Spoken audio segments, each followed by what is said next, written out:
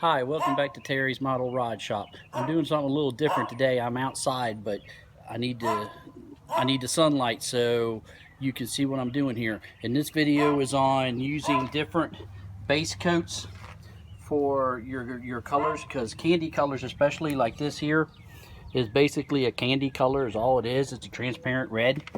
You can see by the spoons, that one's over a metallic red. This one's over silver. This one's over gold. This is over just plain white.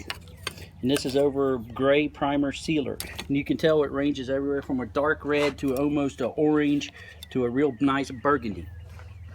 And now, these cars over here were painted with this. It's a glossy wood tone. It's like a transparent brown. It's used for painting flowers, but it works really good on models. Both these cars were painted the exact same way. This one was painted with a gold underbase with, I don't know, 8 or 10 coats on it, and made a nice candy root beer. And then this one was painted with a gold underbase with only 3 or 4 coats, which gave it a nice warm wood look.